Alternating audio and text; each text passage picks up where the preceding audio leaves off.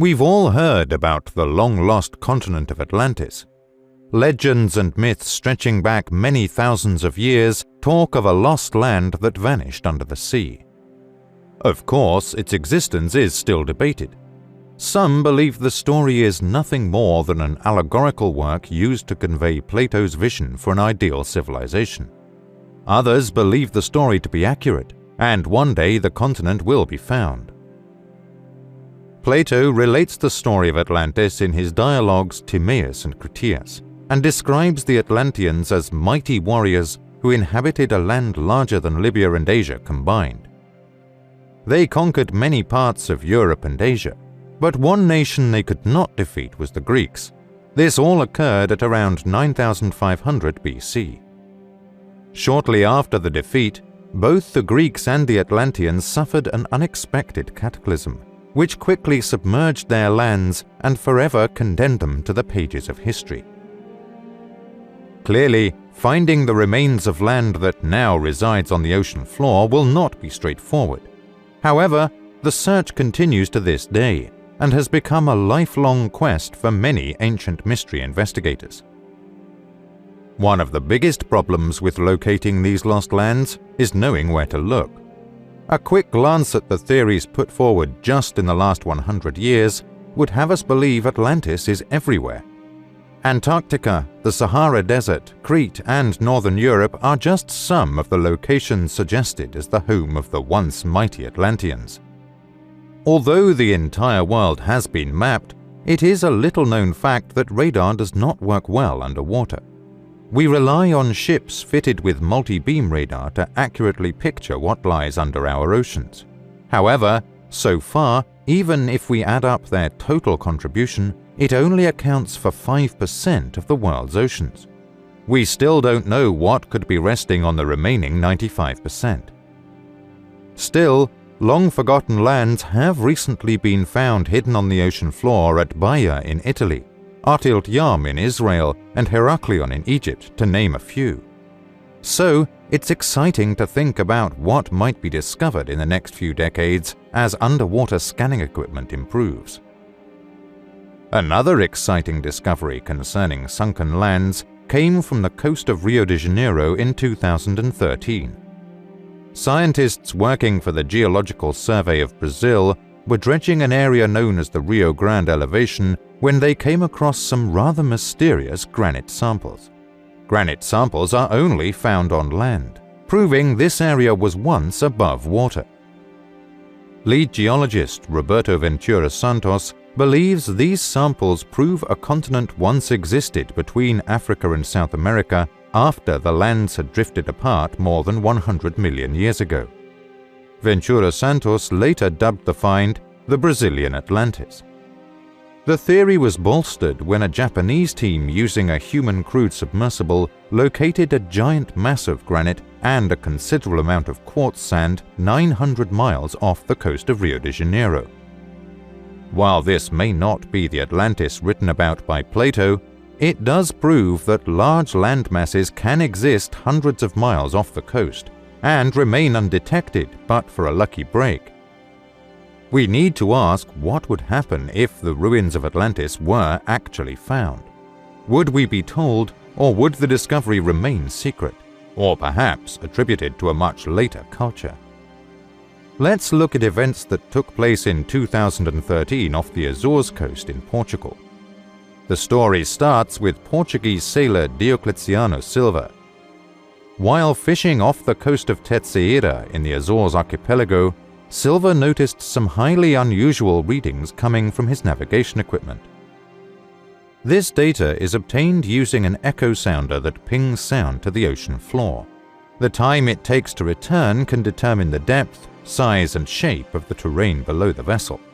The data is then converted into digital terrain models and topography data. The data suggested that Silva had just sailed his yacht over a massive pyramid almost 197 feet high and with an 8,000 square feet base. Researchers have noted that the structure is perfectly square and oriented by cardinal points. This information immediately sparked speculation in some quarters that the pyramid could be a 20,000-year-old relic from the time of Atlantis. If you're wondering how researchers came to the conclusion that this pyramid could be 20,000 years old, well, that is the last time this area was still above water. There are other theories, such as it sank with Atlantis. However, it is highly unlikely that the pyramid sank and still kept its shape. The Portuguese military soon labeled the find nothing more than a volcanic hill, immediately fueling allegations of a cover-up. But the idea of finding an underwater pyramid in the Azores might not be so hard to believe, since 140 have already been located on Pico Island. The Pico pyramids measure up to 13 meters in height and predate the arrival of the Portuguese by many thousands of years. Furthermore, according to archaeologists Nuno Ribeiro and Anabela Joaquinito, their alignment suggests they had an intended purpose. Similar structures have also been found in Sicily, North Africa, and the Canary Islands. This implies that a pyramid-building culture occupied these lands many thousands of years ago. But who were these people? The Azores are composed of 9 islands and lie 1,500 kilometers west of Lisbon, Portugal. These islands are, in fact, the peaks of some of the world's tallest mountains, reaching from deep beneath the Atlantic. We cannot ignore the fact that this location does match up quite well with Plato's description. The dialogues state Atlantis could be found in the Atlantic Pelagos, in front of the Pillars of Hercules. That is precisely where the Azores are. But what could possibly have sunken the entire island in less than a day? Interestingly, the Azores are located around the fault lines between the North American, Eurasian, and African tectonic plates. The sudden movement of one of these plates would result in the exact type of devastation Plato described, such as huge waves of violent earthquakes. Christian and Barbara O'Brien found something so intriguing near the Azores' largest island, São Miguel, that they decided to map the sea floor around all 9 islands. What did they see that was so interesting? A large boulder-filled riverbed truncated by the shoreline. While that may not sound too impressive, it led to some remarkable discoveries, including the possible rediscovery of Atlantis.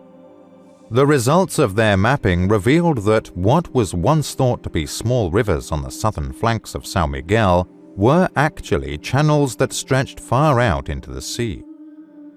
Furthermore, these channels formed into one massive winding valley 50 kilometers to the south. One system extended from Fiel, São Jorge, and Tetsieira for an astonishing 250 kilometers.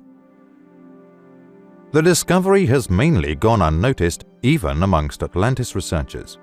However, they should have been bristling with excitement, because nearly 90 years before the O'Brien's discovery, Ignatius L. Donnelly was already suggesting that the hilly islands of the Azores were actually the mountaintops of Atlantis. It is a well-known fact that sea levels have risen substantially since the end of the last ice age. Hence, these rivers were once located at surface level. To the O'Briens, the network of now submerged rivers looked exactly how Solon had described Atlantis' channels to Plato. Next, they set out to locate ancient shorelines that would predate the sinking of Atlantis. This also yielded some remarkable results.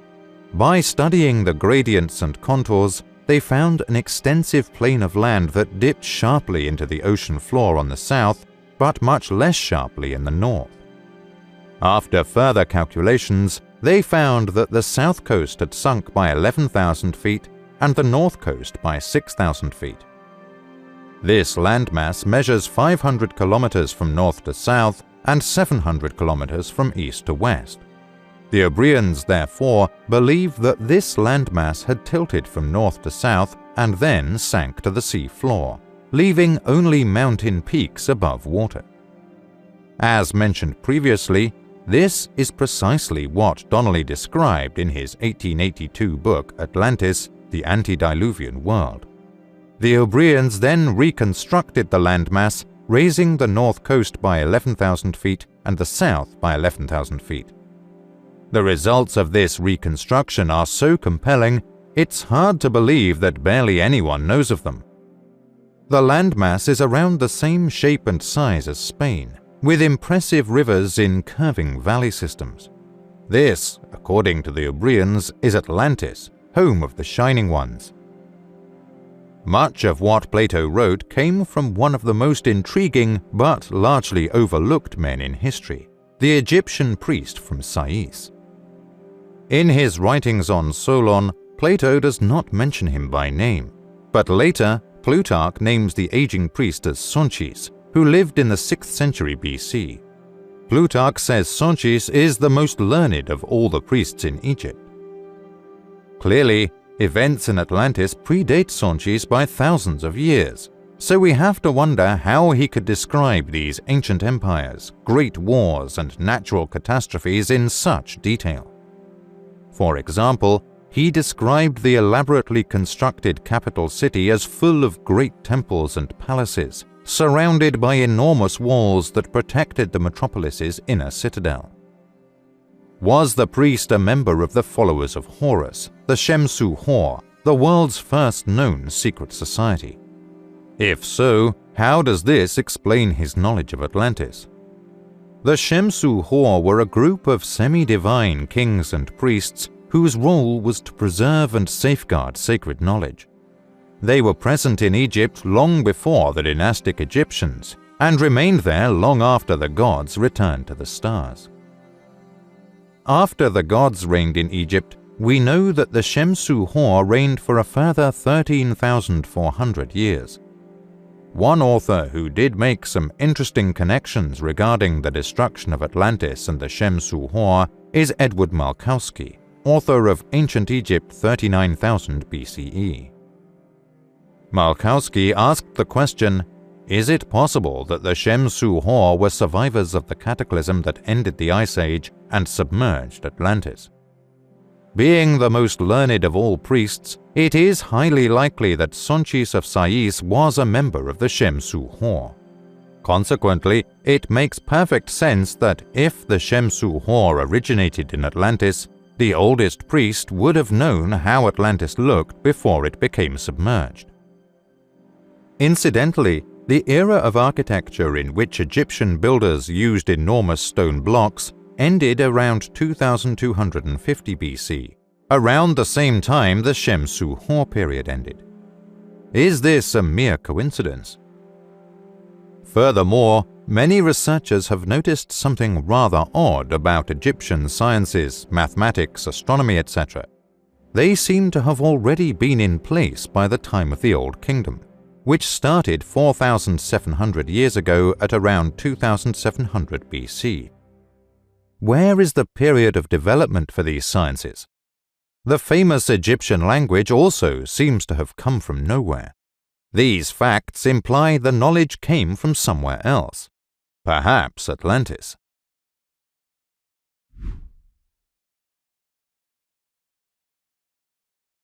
In recent years, ancient structures, and in some cases even entire cities, have been discovered under the ocean waves.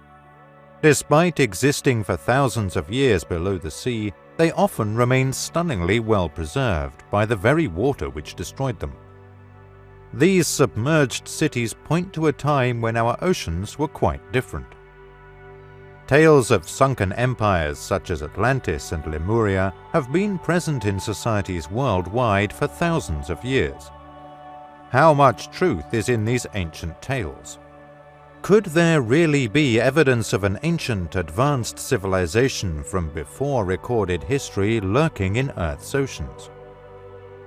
Over 2 decades ago, Pauline Zalitsky, a marine engineer, and her husband, Paul Weinsweg, found something incredible in the Atlantic Ocean. Weinsweg was the founder and owner of a Canadian company called Advanced Digital Communication. The company was one of the 4 firms searching for treasure-laden ships from the Spanish colonial era. Working closely with the Cuban government, exploration was conducted along the coast of the Guanahatabibes Peninsula, which extends across a large Y-shaped peninsula on the westernmost tip of Cuba. Due to poor navigation, piracy, and the powerful Caribbean storms that plague the region, it is estimated that hundreds, if not thousands, of ships have been lost in Cuban waters in the last 500 years. Treasure hunting had become quite a profitable enterprise for the Cuban government, and mainly due to their own lack of equipment, it was not unusual for them to bring in outside help.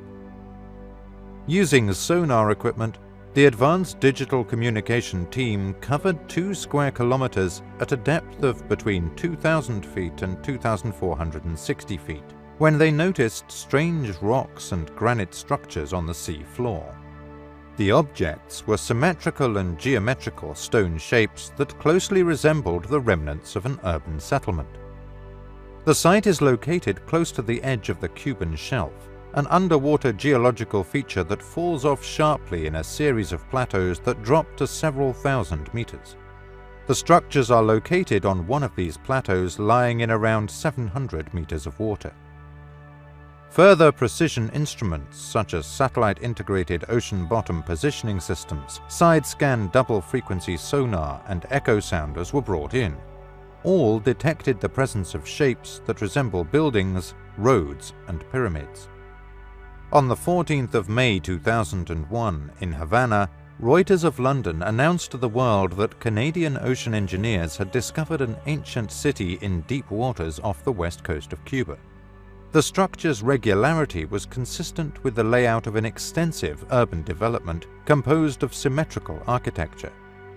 In July 2001, 1 year after the discovery, they returned to the site with highly respected geologist Manuel Iturralde Vincent, senior investigator at Cuba's Natural History Museum. The team sent down a remotely operated vehicle to examine and videotape the structures. The images sent back by the ROV confirmed the presence of perfectly aligned massive smooth blocks that had the appearance of finely cut granite. The blocks measured between 8 and 10 feet long, with some stacked on top of one another and some standing alone. Some structures within the complex, which included pyramids, were estimated to be 400 meters wide and as high as 40 meters. As more shapes came into view, the high-resolution sonar images revealed an extensive series of structures set over a large area of about 20 kilometers square. Lead investigator and specialist in deep-sea exploration, Pauline Zilitsky, likened it to what you would see when flying over an urban development with tunnels, highways, and buildings. Zilitsky added, "Nature is not capable of producing planned symmetrical architecture of this type." Electronics engineer Rodney Hale, a veteran of scientific projects of this nature, with a keen eye for identifying anomalies on sonar or satellite-produced maps, concluded that a single sonar image released earlier in the year did indeed bear a striking resemblance to rectilinear construction. Interestingly, the mass of rectilinear features is located near an extinct volcano, geological faults, and a riverbed. The identification of the riverbed shows that the land itself was once above water.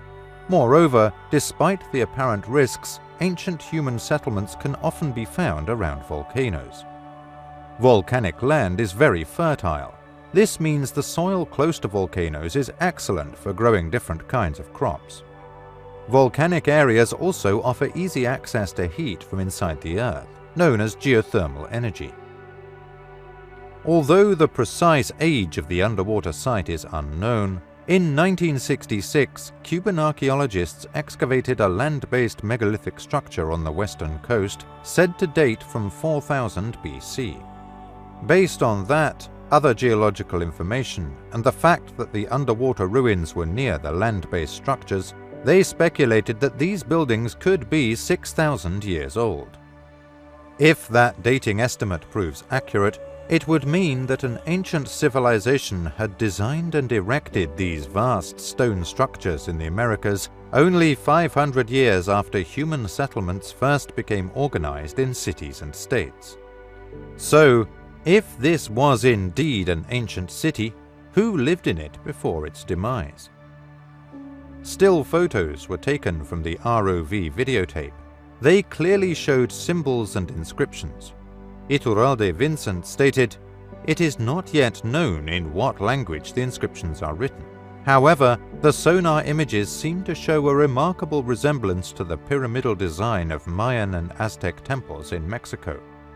Furthermore, Zelitsky suggested the complex belonged to the pre-classic period of Central American history and was probably populated by an advanced civilization similar to the early Teotihuacan culture of Yucatan. Oral tradition in early Mexico speaks of an advanced civilization of tall people who came from the east and of an island that sank in a tremendous natural disaster. They refer to Quetzalcoatl, who allegedly came to them from land to the southeast. Was this site, possibly built by a culture that far predates the famous Maya of the Yucatan Peninsula, the victim of a vast, mysterious cataclysm that somehow dropped it 2,000 feet beneath the surface of the sea? If we follow the well-established consensus that the sea level never dropped so low, how can the presence of this underwater city at this great depth be explained? The idea that the city was initially built at a higher altitude and subsequently sunk to its present depth through tectonic activity is a long shot. Besides, we surely would not expect to see intact buildings if it suddenly fell. At this point in the story, we must either accept that the city was built at the same depth that it is found now. Consequently, we are faced with the patently illogical conclusion that the structures were built underwater, or that the Caribbean basin was once dry. Suppose the Caribbean Sea simply did not exist for an extended period in the human past. In that case, a reasonably advanced civilization occupying the area could have developed cities on dry land many thousands of feet below sea level. There is another aspect to this story that is rarely talked about. Listen to this statement by Zelitsky. "We were shocked, and frankly we were a little frightened. It was as though we should not be seeing what we were seeing. Our first thought was maybe we found some kind of secret installation." Finding an installation on the bottom of the sea might unnerve anybody. For the next 6 months, the two researchers stayed busy with their work and said little about their discovery. A statement from Scott Corrales in 2001 reveals Zelitsky's previous occupation. Oceanographer Paulina Zelitsky can lay claim to the discovery. This former Soviet underwater expert devoted herself to locating secret submarine bases and is currently engaged in civil engineering and topography work in the ocean bed. This might make one wonder if Zelitsky really discovered ruins off the coast of Cuba that day, or something else. In any case, over 20 years after the initial find was made, the story of Cuba's underwater city faded into obscurity. The question no one appears to be able to answer is, what happened to the alleged submerged city near the coast of Cuba? What happened to all the promises from the National Geographic, National Museum, and other scientists to carry out further surveys? Were the enigmatic structures ever thoroughly investigated? If not, why?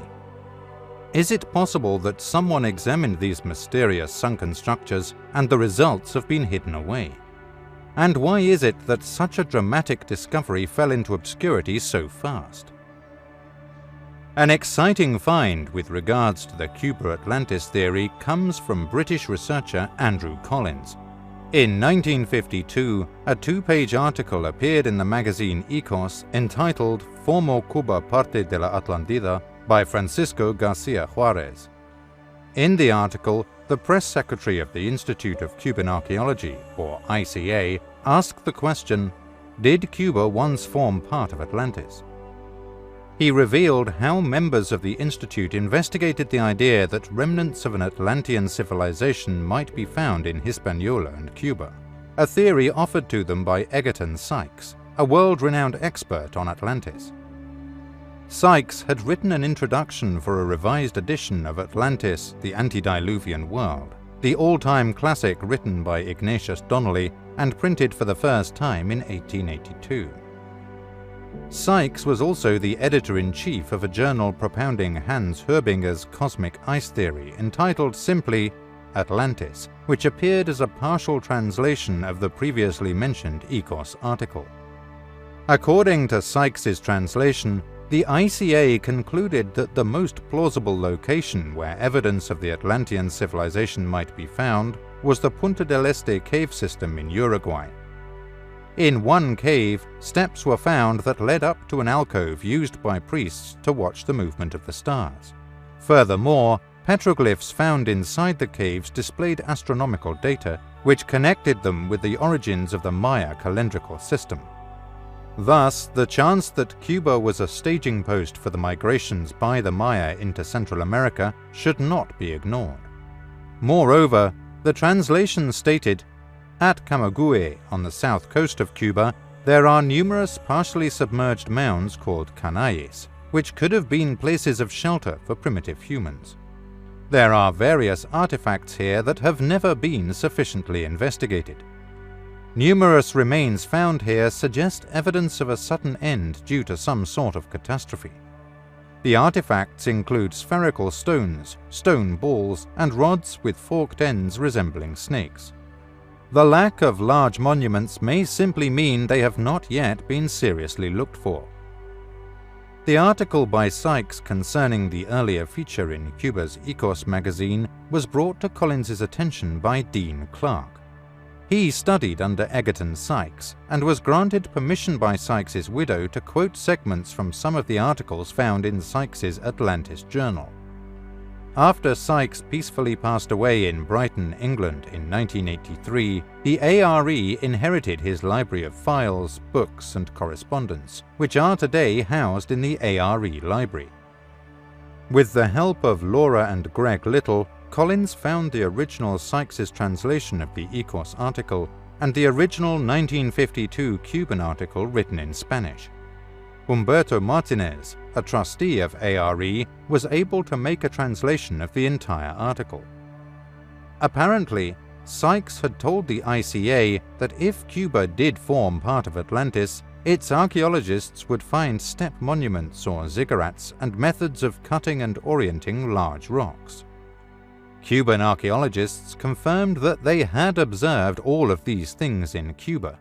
However, as the article stated, there would have to be a severe change in the traditional ways of thinking before their presence would be seen as proof for the existence of Atlantis.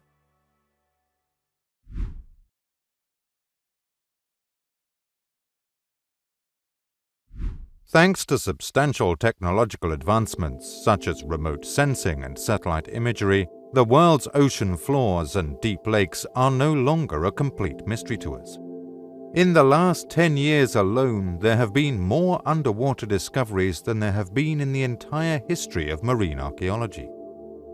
These underwater discoveries are literally changing history as we know it, and ancient tales of cities engulfed by water, once considered myth, are now becoming a reality. With this in mind, can we clearly establish the existence of an advanced ancient civilization that was submerged beneath the sea? It is a well-established fact that seas worldwide had shrunk during the last ice age, and the sea level about 18,000 years ago was approximately 130 meters below the present-day sea level. So, suppose one was looking for a submerged city. In that case, it is wise to look for a submerged city near areas surrounding the present-day Indian coastal regions, particularly along the paleo-channel of various rivers. In spring 2001, members of the National Institute of Ocean Technology were studying the effects of pollution just off the northwest coast of India, in the Gulf of Cambay, when they noticed something unusual. Using side-scan sonar equipment at a depth of 130 meters, imaging data started returning odd square and rectangular shapes on the ocean floor. Further explorations by marine archaeologists brought to light many enormous stone structures, randomly scattered over a vast area. Two of the blocks seen here are larger than the enormous stones of Baalbek. Besides these structures, many stone anchors have also been seen. Debris recovered from the site has so far yielded over 2,000 objects, including hand-chiseled and polished stone tools, construction material, pottery, sections of walls, beads, and sculptures. There was also evidence of water-conducting systems like canals, etc. All these point to a properly planned township with a high level of knowledge and practice by the ancients. This is an incredible discovery. Still, it gets even more surprising. Carbon dating carried out by the National Geophysical Research Institute and the Birbal Sahani Institute of Paleobotany dated artifacts recovered from the site close to 9,500 years old. This discovery becomes even more critical when investigating the data more closely. This is precisely the period when ice caps melted. It is doubtful that civilization arose, built the city, and was then immediately submerged. It is much more likely that it was made long before that. The oldest fired pottery is known as Jomon pottery. It was discovered in findings from Odai Yamamoto in Japan and gave an age of 13,500 years old. Another discovery at the Fukui Cave in Kyushu, also in Japan, was dated to 12,000 years old. However, the Gulf of Cambay civilization was already making innovative pottery long before that. Pieces sent to the Oxford University dating lab came back with some incredible results. Some were dated at 20,130 years old, and other pieces came back with 16,600 years old. Less advanced pottery, known as sun-dried, was also collected at the site. These were also sent to the Oxford University dating lab. Of the 3 tested specimens, they came back with dates of 31,270, 25,700, and 24,590. The results were so astonishing that some Western scientists tried to find fault with the findings. They claimed an ancient river could have transported the artifacts here. However, thorough scientific examinations were undertaken to prove the artifacts are in situ. The remains of a lost city like this, which measured 5 miles long and 2 miles wide, would require historians and archaeologists to completely rethink their opinion of ancient human history. Although human habitation clearly goes way back to 30,000 years ago, the advanced artifacts and building materials are dated at 9,500 years old. Let us put the importance of this discovery in perspective. According to historians, the oldest human cities on Earth are the Sumerian cities dated 6,500 years old. The oldest Indian city is Harappa at 4,700 years old. However, the city discovered under the waters of Cambay could predate the oldest known human city by 3,000 years, and the oldest Indian city by nearly 5,000 years. For decades, archaeologists have debated the origins of the enigmatic Harappan civilization. The Harappan cities had check dams for storing water, excellent water conveying systems, proper drainage, sanitary arrangements, and well-lined streets. They built monumental structures, made many types of pottery, created fine metallic objects, and used various advanced tools, etc. Yet, this could not have happened overnight. In India, there were numerous Paleolithic, Mesolithic, and Neolithic Stone Age cultures. However, none of them bear even the slightest similarity to the type of civilization found in the Harappan sites. So clearly there was a significant missing link before the Harappan civilization. This discovery may provide the missing link. In regard to this connection, it is essential to point out 3 things. The Kachchi is an agricultural community distributed in Delhi, Rajasthan, Maharashtra, Uttar Pradesh, and Madhya Pradesh. Their folk songs mention 4 significant cities of the earlier ages. However, only 3 have been identified. They are as follows: Dholavira, Harappa, and Mohenjo-daro. The submerged city in the Gulf of Cambay is more than likely the 4th. The second point is about the smaller-scale ruins discovered at the present-day town of Dwarka near the Gulf of Cambay. There has been speculation that these ruins are the legendary lost city of Dwarka, the home of Lord Krishna. However, Dwarka is vividly described by Arjuna, Krishna's foremost disciple in the Mahabharata epic. According to ancient Hindu texts, Dwarka was bombarded with a flying machine called Vimana. But the ruins near the modern-day town of Dwarka do not match Arjuna's description. However, the ruins found in the Gulf of Cambay do. For starters, the surrounding area of Dwarka is dry, without vegetation, and has undrinkable water. Secondly, the temple we see today in Dwarka is barely 900 years old. Thirdly, Krishna maintained a massive army of men and animals such as horses, elephants, etc. But there are absolutely no trees, foliage, or fresh water in Dwarka. How could Krishna have maintained such a big army there? But recent discoveries at the Gulf of Cambay show it had plenty of trees and foliage, mighty flowing rivers, and vast structures of genuinely old age. The metropolis found in the Gulf of Cambay is a much more likely candidate for the famous lost city mentioned in the Mahabharata. The third viewpoint to examine is what occurred when the metropolises were engulfed by water. It is fascinating to note that in Gujarat, about 258 of the 500 Harappan and pre-Harappan settlements are in the peripheral areas of the Gulf of Cambay. Clearly, none of them are as old as the Gulf of Cambay metropolis. To the west of the Gulf of Cambay, on the Saurashtra coast, is the Harappan and pre-Harappan archaeological site of Padri in Uttar Pradesh.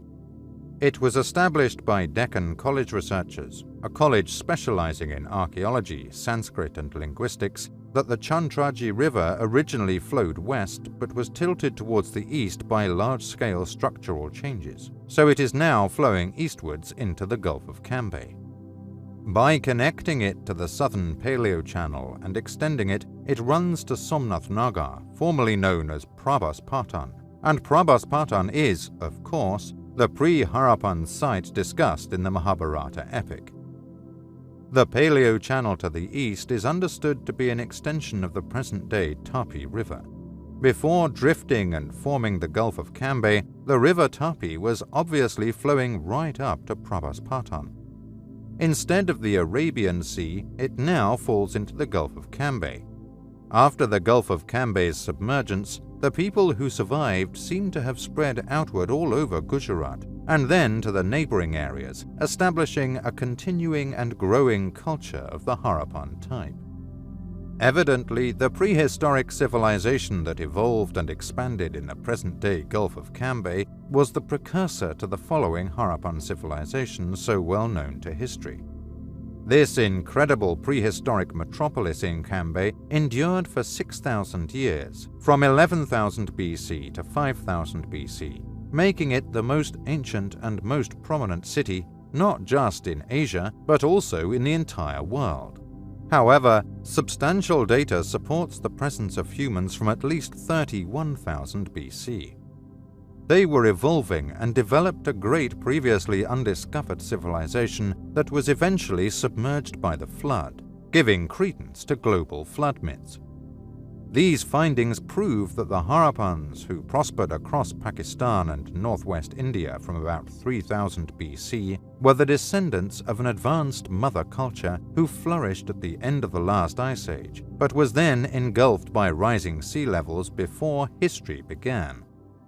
The implications of accepting these findings would be very significant for understanding what the Mahabharata truly is. It would no longer be seen as a book of legends and myths, but in fact, at least to some extent, an actual record of past events. Modern technology and scientific methods have verified these findings, and the results have been published in respected international journals. Numerous authors now cite the Gulf of Cambay as a standard and a benchmark methodology for modern marine archaeological surveys and investigations. Nevertheless, even though the discovery has confirmed the theory of advanced civilizations being submerged by rising sea levels after the last glacial period, nothing seems to have changed in the world of archaeology. We are still told that the land of Sumer is the start of civilization in 4500 BC. Finally, a few words about Sanskrit, the language.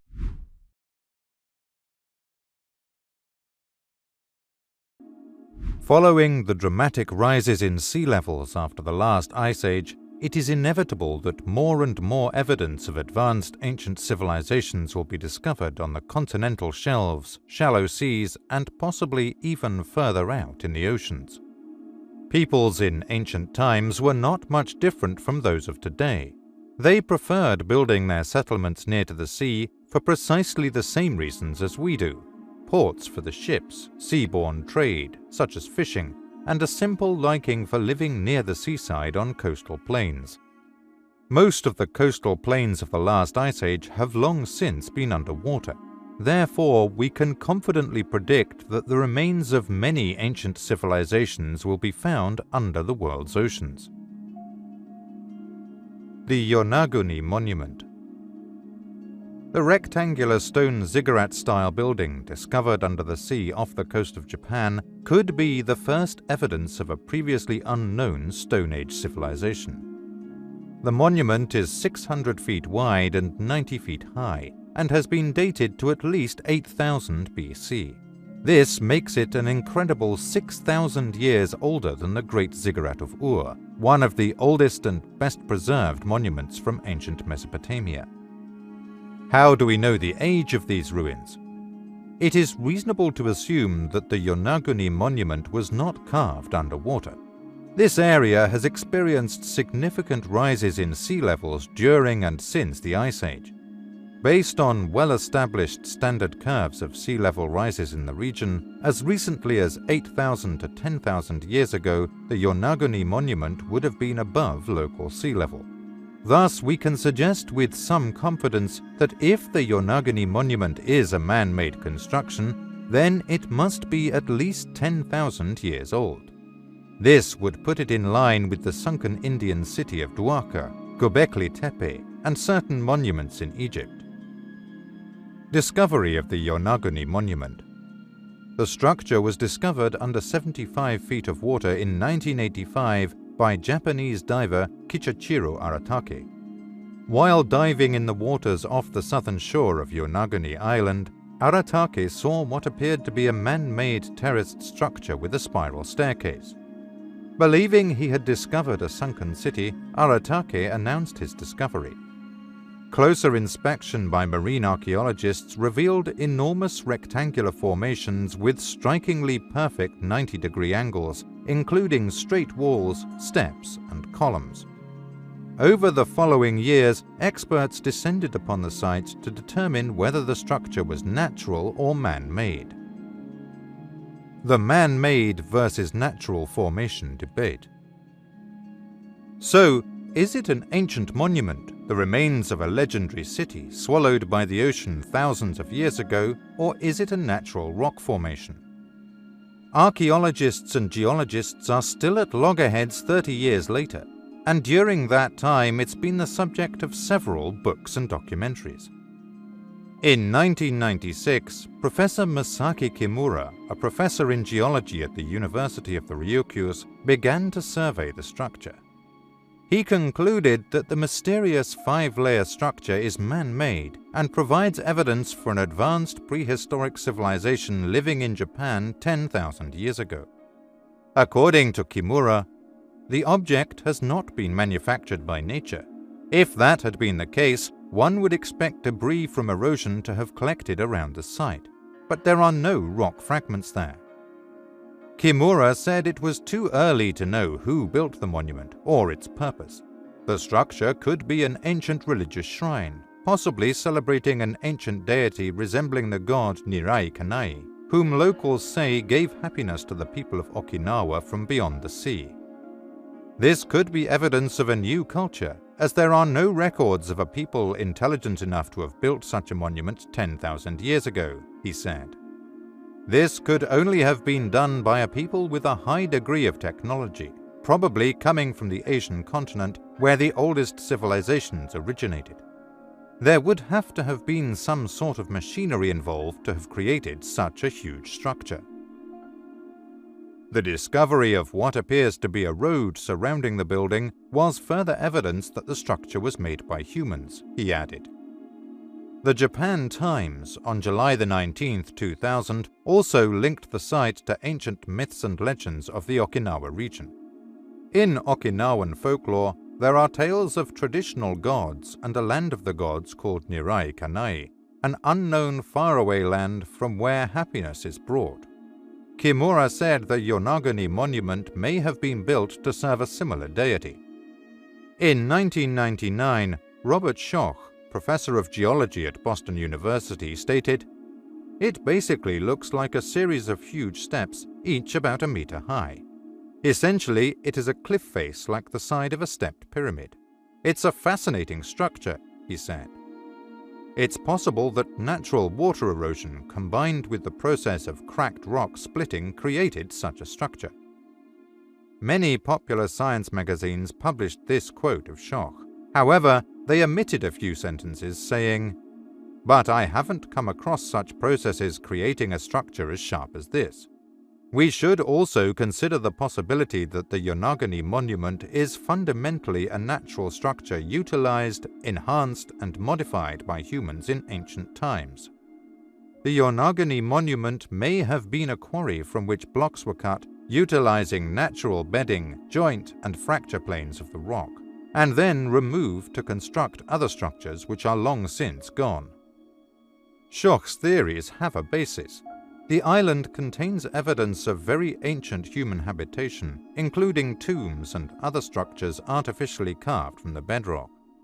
Schoch is convinced they were stylistically inspired by the island's natural features, including the step-like features now submerged by the ocean.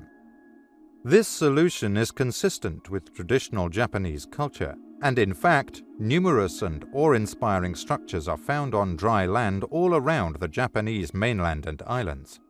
Thus, the Yonaguni structure has local context and is consistent with ancient Japan's building and sculpting practices. Further evidence that the structure is the work of humans came from Japanese scientists. They examined marks on the stones that indicate they were hewn. There are holes made by wedge-like tools called kusabi in many locations. It is interesting to note that several tools have been discovered on land and in the sea around the structures. Close to the pyramid structure, what is thought to be the carving of a head has been found, several feet tall, along with 2 carved monuments shaped like turtles, and numerous unknown hieroglyphs.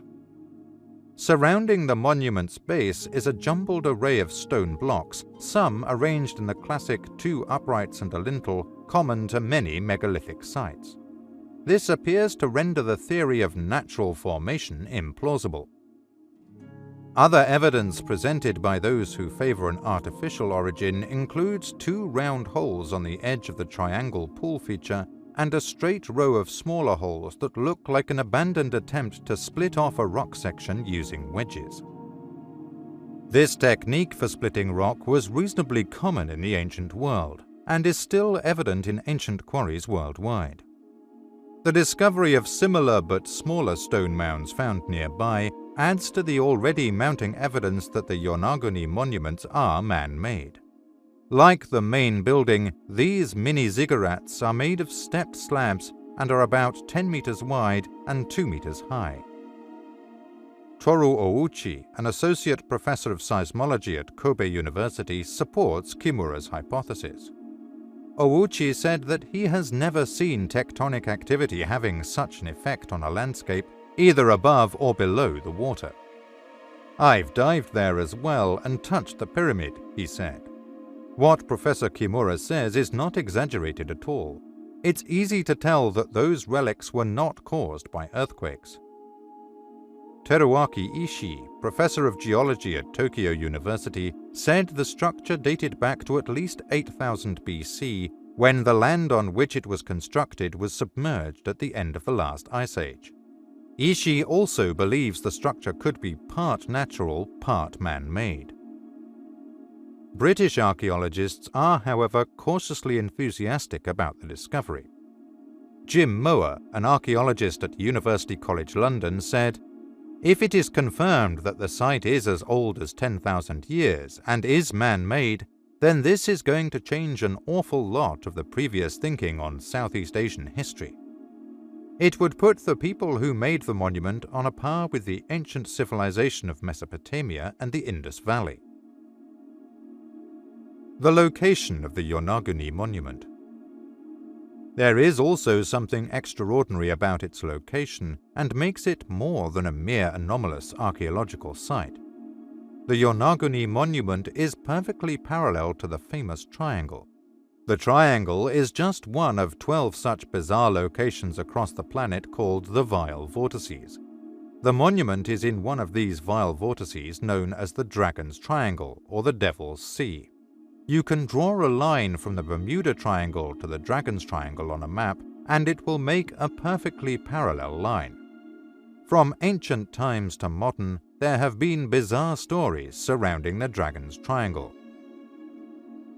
Japan's first known civilization. The first signs of civilization in Japan are traced to the Jomon phase about 13,500 years ago. The first Jomon cultural phase is distinguished by punctuate-marked pottery, nail-impressed pottery, and cord-marked pottery, and stone tools such as arrowheads, querns, and grinders. But the truly typical Jomon culture begins from about 11,500 years ago with what is called the Yoritomon pottery phase. This phase saw a radical increase in the quantities of pottery found at their sites and the first appearance of shell mounds. They survived hunting, gathering edible plants, and harvesting what they could from the sea. The Jomon people lived across Japan, but naturally preferred places with abundant food sources or good fishing. While the Jomon were quite advanced for their time, and they are known to have constructed some crude stone circles, there is nothing in the archaeological record to suggest the presence of a culture advanced enough to have built a structure like a ziggurat. So, the question of who was responsible for the underwater structure at Yonaguni Island, for now, that remains a mystery. The sunken continent. Sunken buildings cover the ocean bottom, although not continuously, from the tiny island of Yonaguni in the southwest to Okinawa and its neighboring islands, Kerama and Oguni. If, after all, ongoing exploration here does indeed reveal more structures linking Yonaguni with Okinawa, the individual sites may be separate components of a colossal city lying at the bottom of the Pacific. Mysterious megalithic monuments on Taiwan and numerous underwater ruins north of Taiwan confirm that a significantly organized society once existed in this area as much as 10,000 years ago, and was destroyed by rapidly rising sea levels. Furthermore, ruins such as those found near India and beneath the waters of Lake Titicaca offer further evidence for the existence of a vast underwater world containing structures stretching back to the dimmest chapters of human antiquity. Are essential components of our history concealed beneath the oceans? Hundreds of sunken cities adorn the ocean floors of our planet, and dozens of them are believed to be more than 3 millennia old. Although most people are only familiar with mythical underwater kingdoms, sunken ruins of ancient civilizations are as real as the Egyptian pyramids. They can offer us many clues about the history of humanity. All the unexplained phenomena that surround the monument only adds to its enigmatic allure. As our technology advances, so too will our understanding of ancient sites like Yonaguni. Once that goal is achieved, we can bring to light a part of the human story that has been lost. Until then, the site enlightens us to the truth that nothing is what it seems.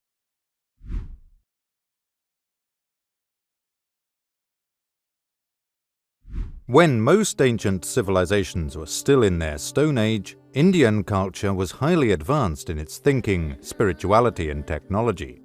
Their yogis demonstrated superhuman abilities such as levitation, could go without breathing for days, or calmly endure extremes of heat and cold. Their scientists advanced knowledge of the solar system and quantum physics thousands of years before the subjects became popular in the West. They were able to fly in the skies with machines named Vimana and create engineering masterpieces comparable, if not superior, to modern ones. Hundreds of mind-boggling archaeological discoveries have been made in India over the years. They range from giant spheres, weird figurines, stone masonry with exceptional precision, lost labyrinths, and enormous geoglyphs.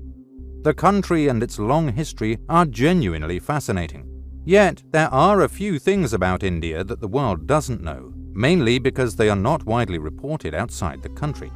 However, some of them are genuinely huge discoveries and could change your views about how the world looked many thousands of years ago. Occasionally, we don't need an archaeologist with a shovel to find an ancient anomaly. They seem to have been staring us in the face all along. In 2002, an image taken by the NASA space shuttle was matter-of-factly released to the public. NASA probably did not know that one of the images revealed a mysterious 30-kilometer bridge connecting Manand Island in Sri Lanka and Pamban Island in India. According to some experts, these photos show curvature and an alignment of the rocks that only human intervention can explain. The bridge has been the subject of considerable debate amongst archaeological experts ever since its discovery. Many Orthodox Hindus consider the bridge's existence to be an unshakable proof of Ramayana itself and the stories described in it. If this is the bridge mentioned in the epic, it might prove the Ramayana is based on real-life events. Much of the bridge is underwater today, but centuries ago it formed a solid connecting link between India and Sri Lanka. Records kept at the Rameswaram temple indicate the bridge existed as late as the 15th century and was passable on foot until it was flooded in a storm. More proof that this strip of land once connected both countries can be found in the name of the sea between Manand Island and Pamban Island. It is named Sethu Samudram, which means Sea of the Bridge. Furthermore, research led by the former director of the Geological Survey of India, Dr. Badri Narayanan, concluded that the Adams Bridge, aka Rama Sethu, was man-made. After drilling several holes deep into the structure, Dr. Badri Narayanan and his team found a consistent layer of calcareous sandstone, corals, and boulder-like materials 6 meters below the surface. 5 meters further down, the team found another significant discovery. Another layer of loose sand and then hard rock formations below that implied the structure had been intelligently built. In other words, Dr. Badri Narayanan and his team concluded that rocks from either shore were placed upon the bottom of the water to intentionally form a bridge. Furthermore, a team of scuba divers went down to take a second look, and according to their observations, the boulders they observed were not a standard marine formation. In the great Indian epic of Ramayana, penned several thousand years ago, author Valmiki speaks of a bridge over the ocean connecting India and Sri Lanka. The bridge-building project was headed by Nala, the son of architect god Vishwakarma. That fortunate and valiant son of Vishwakarma, architect of the demigods, leader of the monkeys, constructed a causeway worthy of his sire over the ocean, and that bridge erected by Nala over the sea, the haunt of whales, dazzling in its perfection and splendor, was like the constellation of Svati in space. Valmiki Ramayana, Book 6, Yuddhakanda, Chapter 22, Verse 72. The epic poem, which stretches for nearly 24,000 verses, narrates the life of the divine prince Rama. Near the end of the epic tale, Rama, the crown prince, was forced to relinquish his right to the throne and go into exile for 14 years. During his stay in the forest, his wife Sita was taken by King Ravana to Sri Lanka. Rama organized an army consisting of monkeys to construct a bridge across the sea to Sri Lanka. The tale is told that Rama's army can connect both islands by piling stones into the water. Once finished, Rama's army then uses the bridge to cross the sea towards Sri Lanka and engages in a lengthy war. Eventually, the evil king Ravana was defeated, and Rama returned home with his wife to be crowned king. The Ramayana states the bridge-building process lasted for 5 days and was 100 leagues, 100 yojanas in length. Unfortunately, this does not give us much to go on, as a quick look around the internet can make one very confused about the actual size of a yojana. However, on the island of Java in Indonesia, at the Prambanan temple, there is a carved stone relief that actually shows the monkeys helping Rama by bringing stones for building the bridge. Is Rama's bridge simply a freak formation that by chance resembles the one in the Ramayana? Or is this 30-kilometer causeway what remains of the causeway Rama and his army crossed to defeat Ravana? This story is usually dismissed by mainstream historians as the cumulative exaggeration over hundreds of years of a small war between two tiny kingdoms, one on the Indian mainland and one in Sri Lanka. Yet, with the aid of satellite photography, an ancient causeway can be seen stretching just beneath the surface of the ocean waters between India and Sri Lanka. Furthermore, even today's geologists, with all their modern equipment, cannot agree on what natural forces could have formed Rama's bridge.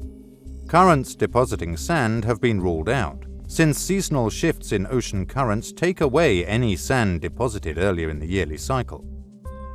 Without offering any explanation, one geologist has said that the bridge looks as if it was created by a local uplift. However, general uplift along the Indian subcontinent has also been ruled out.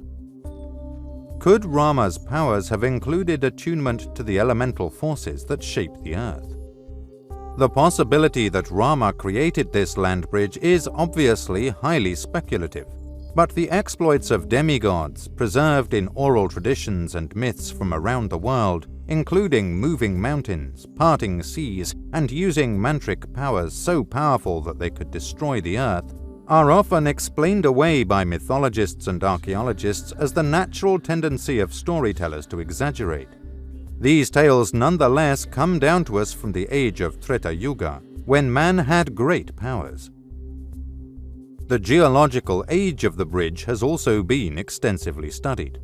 According to recent data, scientists estimated the bridge to have been made 7,000 years ago, which incidentally is around the same time the Ramayana was written. But they also indicated that the origin of its formation could only partially be attributed to sediments carried by sea currents. New research also shows that while the bridge rocks are 7,000 years old, the sandbank on which they are sitting is only 4,000 years old. This suggests that the rocks were brought from elsewhere. The bridge was also at the center of a court case in 2008 when a group of businessmen wanted to use this narrow stretch of sea to create a shipping route. First, they proposed the dredging of Rama's bridge, but they were vehemently opposed by environmentalists who said that dredging the channel would destroy corals, harm the fishing reserves in the area, and throw the region's ecology off balance. It was also opposed by Hindu religious groups who see the Bridge of Rama as a sacred area. The court case was interesting to say the least. A spokesman for the government argued that the bridge was created by Rama according to the scriptures. The other side argued that it was a natural formation. The Madras High Court came back with a stunning verdict. Rama's bridge is a man-made structure. In their findings, the judges had considered the geological and archaeological findings, the Mesolithic tools found in the area, and the fossils found on both sides of the bridge by the Department of Earth Science. To make this as plain as possible, there are layers of stone here. The sea could not have magically carried artificial stones to strengthen and create a passable and usable bridge. Considering this thin strip of land is constantly beaten by strong currents, and climatic conditions are often volatile in this area, the bridge obviously became impassable over time. Perhaps its creators, for one reason or another, could no longer maintain the bridge. The big question is, if this was built in 7000 BC, who were its builders, and what advanced knowledge enabled them to create an engineering work of such magnitude? Why did they disappear, and why did they leave us only tiny traces? It might surprise you to learn that small amounts of physical evidence from the very distant past have survived. Because this evidence and their great age do not fit the current archaeological model, they are often disregarded and remain largely unknown. It is a fact that along the coasts of the Gulf of Cambay, in Tamil Nadu, huge urban settlements have been found underwater.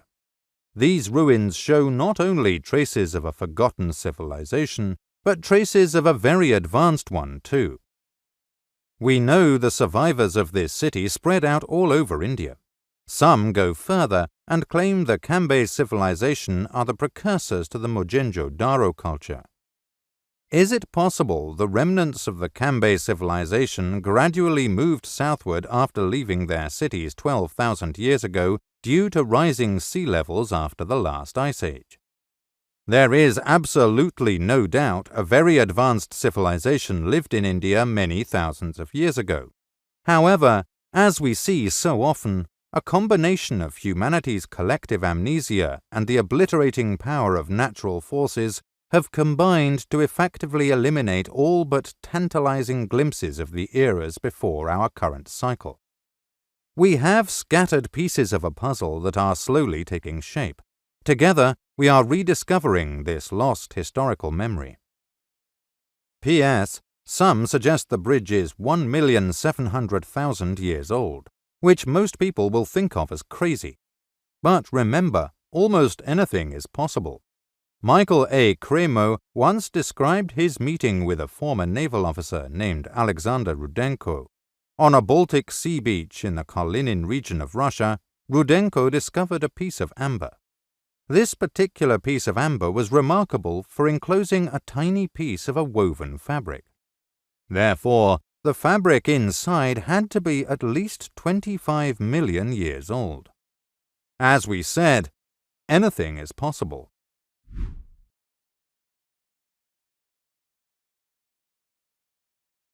Inexplicable locations, lost civilizations, megalithic structures, sacred places, and strange occurrences have all awakened our imagination and, in turn, led to speculation about our true origin.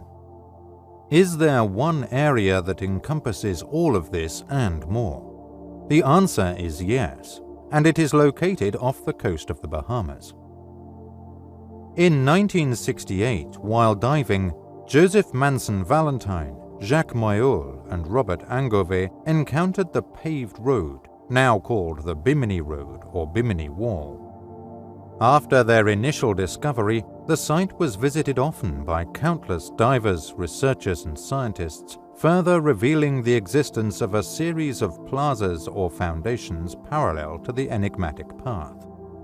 Given the road's location and its perfect formation, many Atlantis researchers and even a few archaeologists have proposed that this could be part of the fabled lost continent.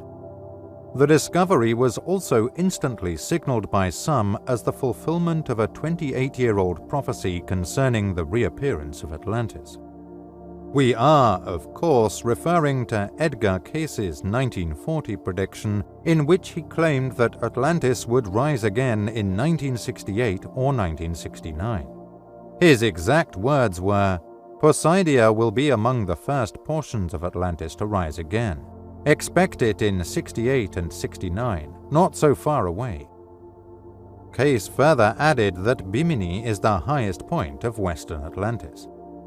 Some believe that Bimini derived its name from the Egyptian word Baminini, which means homage, ini to the soul, Ba of Min. Min was the ancient Egyptians' divine protector of travelers on far-off travels. He would be an especially suitable god to be worshipped at distant Bimini if the island had been visited by ships from the Nile Valley. This led to further speculation that the road formed part of an ancient Egyptian city. Archaeologists have discovered similar structures along the Nile Delta at Alexandria, dating back to 1500 BC.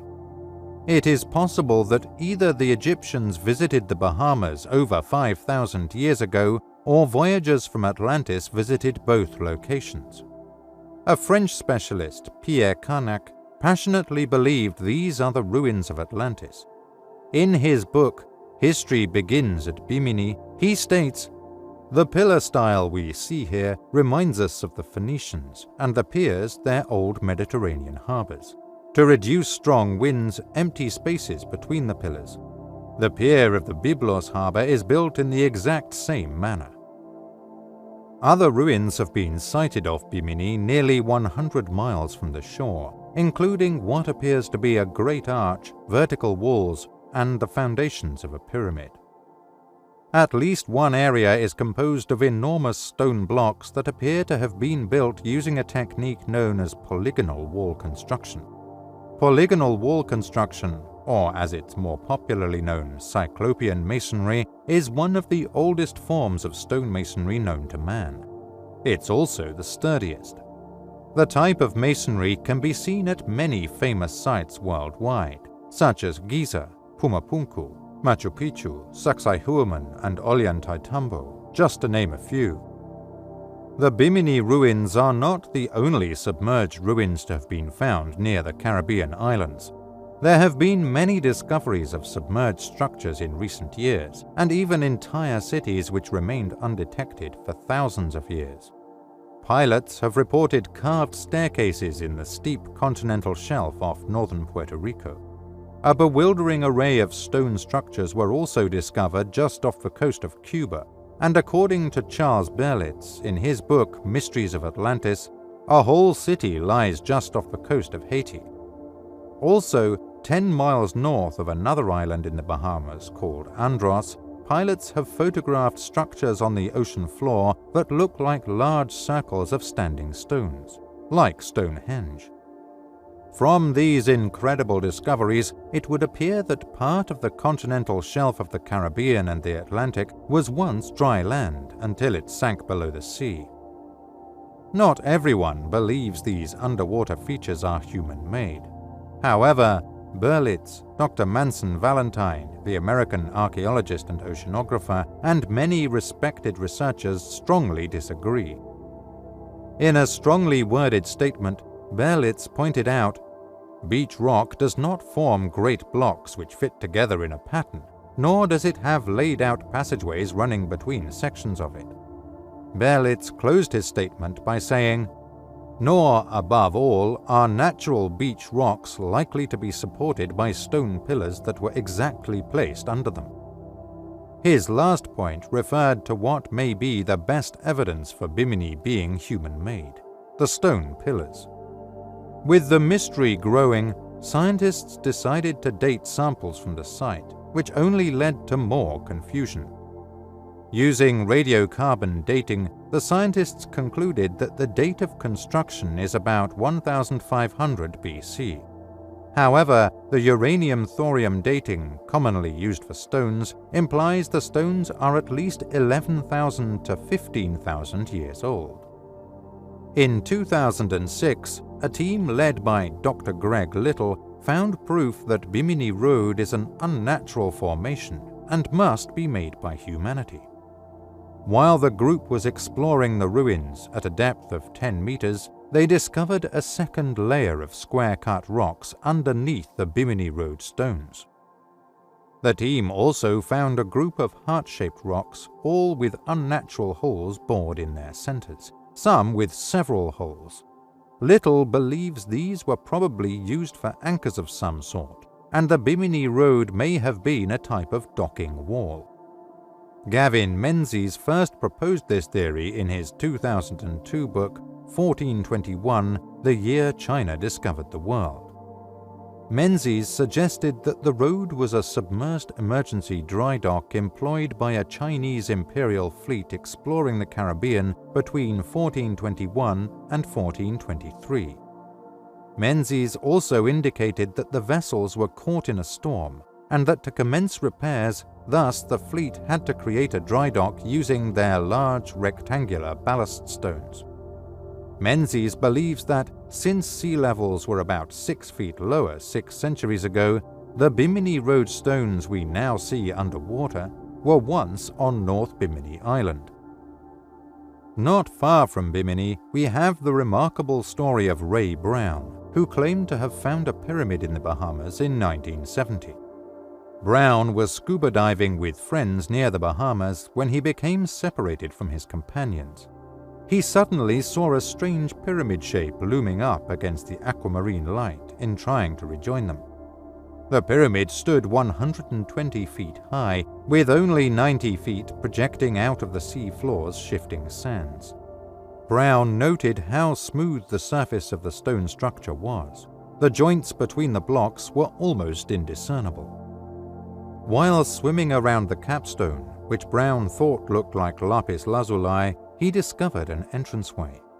After passing along a narrow hallway, Brown eventually came to a small room with a pyramid-shaped ceiling. According to Brown's account, the room contained no algae or coral on the inner walls. Even though Brown had not brought a torch, he could nevertheless see everything in the room clearly. A brassy metallic rod, roughly 3 inches in diameter, hung down from the apex of the ceiling. A many-faceted red gem was attached to the end. Directly below the rod and gem was a collection of sculpted stone topped by a stone plate with rolled ends. Brown saw a pair of carved metal bronze-colored hands on a plate that appears to have been subjected to intense heat. Cupped in the bronze hands and situated 4 feet directly below the rod gem point was a crystal sphere roughly 3.5 inches in diameter. Brown attempted to force the sealing rod and red gemstone loose, but neither would budge. Turning back to the crystal sphere, he hurriedly separated it from the bronze handholders and left the pyramid. Dr. Brown did not reveal the unusual crystal or his strange experiences until 1975, when he displayed the crystal for the first time. Dr. Brown's crystal sphere has been the source of several odd events. People have reported the breezes of ionic winds blowing close to it, and cold and warm layers circle it at various distances. Other observers have heard voices, seen phantom lights, or felt unusual tingling sensations when stepping close to it. Setting a compass needle next to the sphere will spin it counterclockwise. When moved only 2 inches away, it will begin turning in the opposite direction. When in close contact with the crystal, metals can become briefly magnetized. The purpose of the crystal sphere and its role in the enigmatic instrument Brown found inside the pyramid remains a mystery. However, there are some intriguing possibilities. One idea suggested is that the sunken pyramid once attracted, collected, and produced cosmic forces. The suspended rod might have conducted the power contained in the capstone. The faceted red gem at its end focused and propelled the energy to the crystal sphere below it. The scorched hands, showing the evidence of an energy transfer, might have amplified the release of energy, while the crystal sphere served as the tuner and broadcaster of the energy. The crystal sphere Dr. Brown retrieved that day could be a very sophisticated technology. Specialists at the Smithsonian Institute in Washington noted that the technology needed for cutting quartz stone to the perfection displayed in the crystal sphere was not achieved by our civilization until after 1900. Edgar Case's comprehensive accounts of a perplexing instrument called the Great Crystal are possibly connected with this story. The crystal, he said, was housed in an oval-shaped building, with a dome that could be rolled back, revealing the crystal to the light of the sun, moon, and stars at the most beneficial time. The interior was lined with non-conducting metal or stone, similar to thermosetting plastic. According to Case, the crystal itself, or firestone, was an Atlantean power crystal. It was enormous in size, prismatic in shape, and cylindrical in length, cut with 6 sides. At the top of the crystal was an adjustable capstone used to concentrate incoming rays of energy and direct currents to numerous parts of the Atlantean continent. It appears that the crystal gathered atmospheric, stellar, solar, lunar, and Earth energies as also mysterious elemental forces. They were concentrated at a precise point between the bottom of the capstone and the top of the crystal. In the beginning, the energy was used solely by initiates as a spiritual tool. The early Atlanteans were peaceful people. As they acquired more physical material bodies, they used the crystal to restore their energy and maintain their youthful looks. Later, the Great Crystal was used for other purposes. By utilizing different currents originating from the Great Crystal, the Atlanteans could transmit the human voice and pictures over great distances, like modern television. Furthermore, even heat and light could be delivered to particular buildings or open arenas, giving light and heat by apparently invisible means. The crystals have been linked with the Bermuda Triangle. According to the theory, the energy buildup from the sunken and damaged fire crystals can periodically trigger all sorts of strange events. The day may yet come when the mystery of Atlantis is solved once and for all. However, Atlantis has intrigued and inspired us for so long, perhaps, at least for the time being, we should be glad that the answer has not yet been found. This way, we can continue to explore all sorts of possibilities.